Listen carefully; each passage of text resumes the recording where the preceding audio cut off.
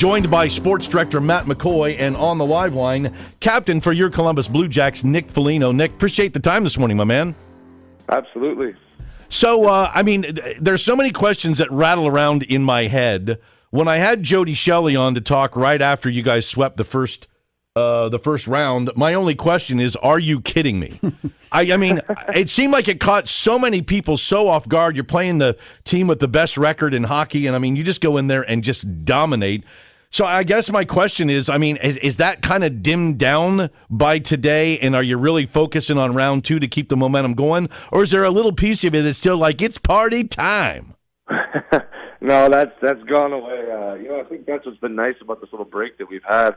We've gotten to enjoy it with our fan base, with our organization, and then move past it, knowing that the job's not done. But I think this has obviously been a big step in the right direction for our organization, so we should enjoy it. It's been a lot of hard work, and it's hard now. We're one of the 8 teams left, and I'm sure there'll be more joining us tonight, and it's exciting. I think for us, we always felt like we were a good team no matter who we faced if we could play our game, and we got to that in that series, and we'll need to get to that this next one and beyond, and we're excited about that challenge. Yeah, and as the captain, do you feel like extra pressure? Like you feel like the guys are looking to you like, hey, Captain Nick, what are we doing here? What's the next step?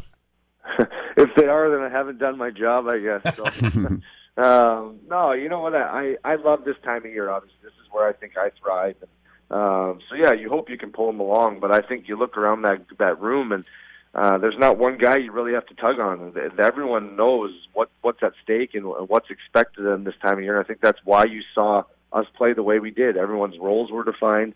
Everyone played them to a T, and we're going to need more of that. We're going to need better performances from each and every guy, and that's kind of been our thought process. Is every day we need to find a way to get better. The teams that do are the ones that move on, and we've used these last few days of practice to try and do that. So we're obviously at the point now where we want to play some games. We want to get going for real again here, but enjoying this break because you never know when you might need it in the postseason.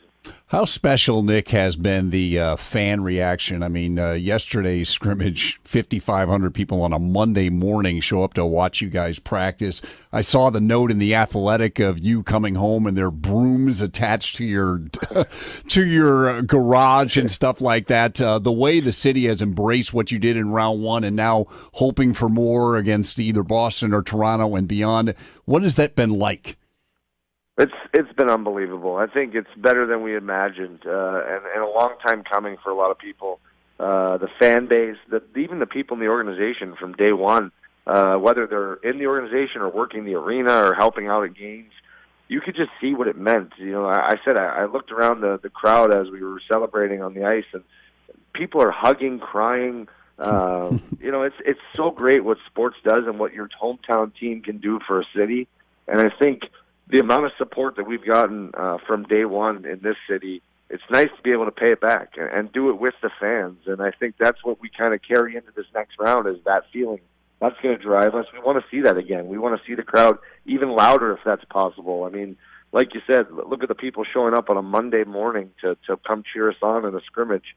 They're diehard fans here, and they deserve our best and some great things to happen, and we feel like it's slowly starting to happen in the city, and we couldn't be more proud of that. Nick, how do you Game 7 tonight, Toronto-Boston, and you're playing the winner of that game. How do you just watch the game just like a fan? Are you like taking notes as you watch it? How do you watch this game that decides who you are going to be playing next? Yeah, it's funny.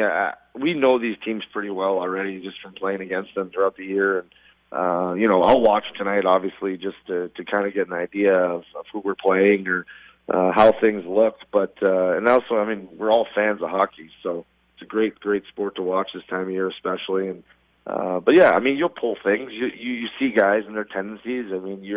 You're dumb not to learn something from watching at some point in time. And so I'm looking forward to just, enjoying it as a fan, but then knowing who we're going to play by tonight and getting ready to refocus and really, put our best foot forward because we're going to need it against a good team. Every team that makes the playoffs is a great team, and then the teams that continue to move on, they've shown that they're even better, and we want to be in that talk and continue to move forward. So this is going to be a great challenge and an opportunity for us. And the guys are after a few days now of practice, are really excited about getting back out there and competing against another team here soon. CBJ captain Nick Foligno, our guest on News Radio 610 WTVN. Nicky, I mean, you talk about, we've played them, we know them, we're fans. You've seen Boston, you've seen Toronto, but playoff hockey. I don't know, it's like the old amplifier and we turned it to 11. I mean, it's, you guys, the skating, the velocities that I'm seeing in the playoffs versus the regular season, I don't know that you can really say those teams, because it seems like everybody is just a notch maybe too higher than during the regular season.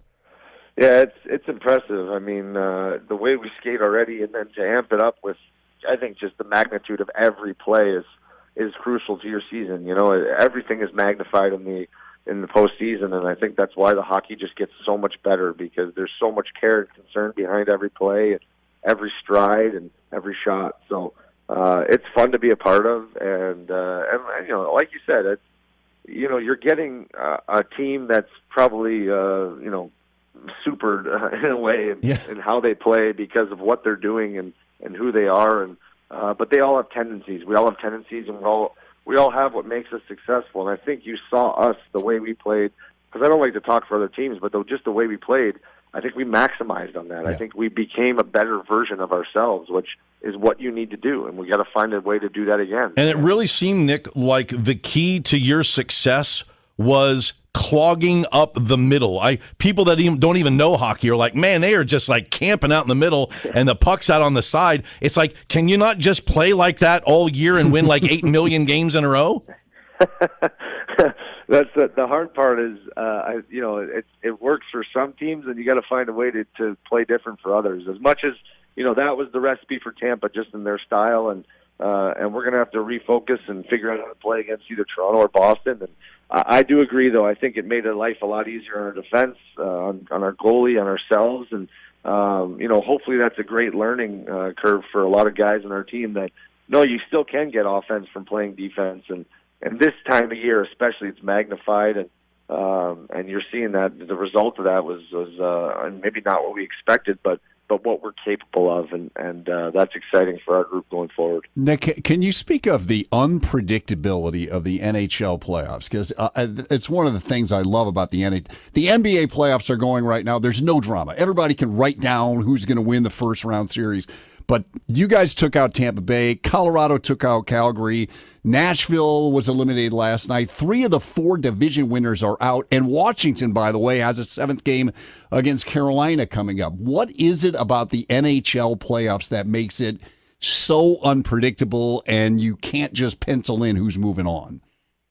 Yeah, it's just the parity in this league now is crazy. I think that's why you're seeing teams with, what do we have, 98 points or almost 100 points, and we're tooth and nail in it to get into the playoffs. And, it's great for the fans. It's great for the sports. As players, you kind of hate it sometimes, but it makes for great hockey. And it's, it just shows you how good our league is, how good every team in our league is. And I think that says a lot about the strength of our team and our league and the teams in it, because you want to see that. You want a fan base knowing that every time they go to the rink, there's a chance their team could win.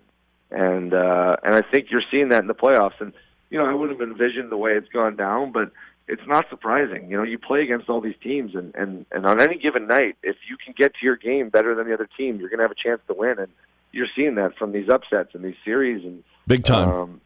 Yeah. I tell you what, Nick, I hate to cut you off. I got to get to traffic and weather, but I have one more thing I got to ask because there's a little chin music late last week. I'm not going to call anybody out, but super fan, got a tattoo of one of the players' names, Seth Jones. And I'm just curious for you, if somebody were to show their hiney on the internet with a Nick Foligno tattoo, whether it's your face or your name or something is that flattering or embarrassing to you if that were to happen?